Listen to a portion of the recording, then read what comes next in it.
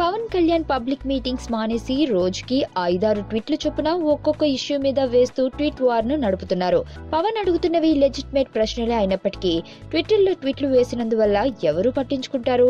నిజానికి పవన్ పెద్ద పబ్లిక్ మీటింగులు పెట్టి ఏపీకి ప్రత్యేక హోదా కావాలని డిమాండ్ చేస్తేనే ప్రభుత్వం నిమ్మకు నీరెత్తినట్టు ఉండిపోయింది.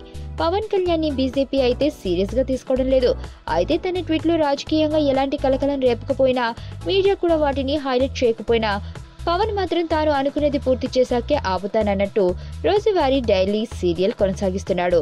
గంట కూర్చుని అడిగేదంతా కడిగేయకుండా టాపిక్లుగా విడదీసి ఒక్కో రోజు కొన్ని పాఠాలు చొప్పున ట్వీట్లు వేయడం చివరకు పవన్ వీరాభిమానులకి కూడా రుచించడం లేదు.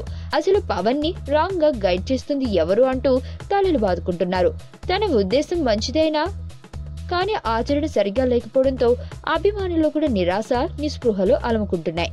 ఇలాగే కొనసాగితే కొన్నాళ్ళకి పవన్ ని జనసేనని ఎవరు కేర్ కూడా చేయరని, సీరియస్ గా పాలిటిక్స్ లోకి వచ్చే ఉద్దేశం ఉన్నప్పుడు ఇలా కుర్చీల్లో కూర్చుని ట్వీట్లు వార్లు చేయకుండా రోడ్ల మీదకి వచ్చి జనంతో కలిసిపోవడం చేయాలని అభిమానులు కోరుకుంటున్నారు. మొదటి నుంచి తనకి నచ్చింది చేస్తూ వెళ్లిన పవన్ కళ్యాణ్ ఇప్పుడు మాత్రం అభిమానుల ఘోష వింటాడా చెప్పండి?